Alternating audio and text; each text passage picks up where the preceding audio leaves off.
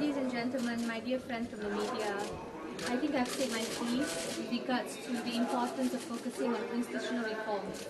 When you talk about frustrations, I think my biggest concern as a legislator in this country is for us to follow through with a clear plan. And one of the hallmarks of institutional reform remains the PAC, the Public Accounts Committee.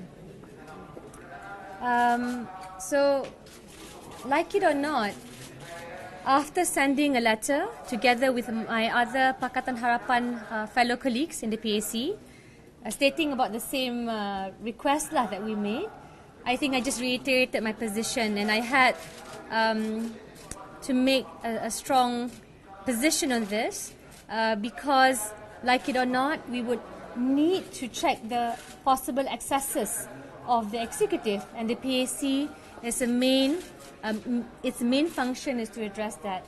And remember, when Barisan Nasional was in government, we used to have the head of the PAC coming from the government, but the vice or the deputy was from the opposition. So this is perhaps the first time in history that we have not just the top, but the number two in the PAC coming from the government of the day. I have a lot of respect for Datuk Ronald Kiandi. I work very well with him. But at the end of the day, the structure must prevail. It is not about the individuals. It is not about, who sits where or the personalities. It has to be the structure, put in place to guard or be the bulwark against excesses. Yeah? Okay, anything else? YB, can you answer to comments? Be fair, we are interviewed all the time, and I did not say something which I did not say. I merely repeated my position, which I made years ago, even before elections. Ladies and gentlemen, you can refer to our statements when Pakatan Harapan Convention took place. Former dictator. I think time and again I've always said that. There's nothing new. So whether it's the foreign media, whether it's Malaysia, my priority is, of course, as a Malaysian citizen, as a legislator, of course, national interest overrides everything else. But when you talk about, a conversation on the process that took place before the 9th of May, I'm just sharing as plainly as daylight how I felt. And of course, alhamdulillah, we are working. I'm still committed. I actually I'm quite resolved to focus on prison reforms. And a lot of the pilots I've done in Permatang Power are adopting the latest technology and the latest way of doing things. So reform can be seen through many ways. And I have also spoken quite publicly about the prison reform that Malaysia urgently needs to defend the vulnerable, which perhaps not picked up enough. But inshallah, if I speak to the Singaporean media, I'll make sure I'll stick to script. That's the best way, rather than share my innermost sentiments. The only argument is you decided to make such an explosive interview with the foreign. But I always said it, to be fair. Sina is supposed to be interviewing me this week.